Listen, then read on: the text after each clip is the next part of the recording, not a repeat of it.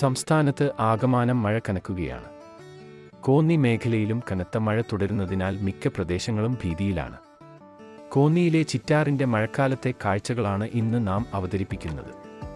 ചിറ്റാറിലേക്ക് യാത്ര ചെയ്യുമ്പോൾ കാണേണ്ടി വരുന്നത് മഞ്ഞും മലയും പച്ചപ്പും പോലുള്ള പ്രകൃതിരമണീയമായ കാഴ്ചകളാണ്.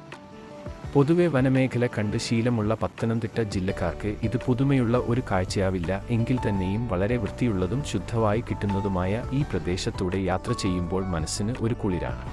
കോന്നി മേഖലയിൽ ജീവിക്കുന്നവർ ഭാഗ്യം ചെയ്തവരാണെന്ന് തോന്നിപ്പോകുന്നു ഇത്തരം ഭംഗിയുള്ള കാഴ്ചകൾ കാണുമ്പോൾ. മുൻപത്തേതിനെ അപേക്ഷിച്ച് റോഡുകളെല്ലാം മെച്ചപ്പെട്ടതിനാൽ കുന്നും മലകളുമാണെങ്കിൽ കൂടി നമുക്ക് കോന്നിയിലെ മിക്ക ഹൈ റേഞ്ച് പ്രദേശങ്ങളിലും ഇന്ന് വളരെ എളുപ്പത്തിൽ യാത്ര ചെയ്യാൻ സാധിക്കും. അതിനാൽ വികസനത്തിന് പ്രാധാന്യം കൊടുത്ത എല്ലാ നേതാക്കൾക്കും നന്ദി അറിയിച്ചുകൊള്ളുന്നു. ഇതുകൊണ്ട് അവസാനിക്കുന്നില്ല. ഇനിയും മെച്ചപ്പെടുത്താനുള്ള റോഡുകളെല്ലാം വളരെ എളുപ്പത്തിൽ തന്നെ ടാറിംഗ് ചെയ്യുകയും അതിൻ്റെ മെയിൻ്റനൻസും വർഷാവർഷം നടത്താനും കഴിയട്ടെ എന്ന് ആശംസിക്കുന്നു. കക്കി ഡാമിനോട് വളരെ അടുത്തുള്ള പ്രദേശമാണ് ചിറ്റാർ. ഇവിടെ നിന്നും ഗവിയിലേക്ക് യാത്ര ചെയ്യുവാനും സാധിക്കും. ഗവിയിലേക്ക് യാത്ര ചെയ്യാൻ പ്ലാൻ ചെയ്യുന്നവർ അത് മുൻകൂറായി പ്ലാൻ ചെയ്തു പോകേണ്ടതുണ്ട്.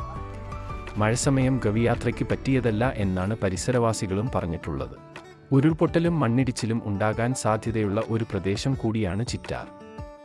ഭംഗിയുള്ളവയ്ക്ക് പിന്നിൽ എന്തേലും അപകടം പതിയിരിക്കുന്നു എന്ന് പണ്ടാരോ പറഞ്ഞത് ഇതിനോട് ഉപമിക്കാനാവും.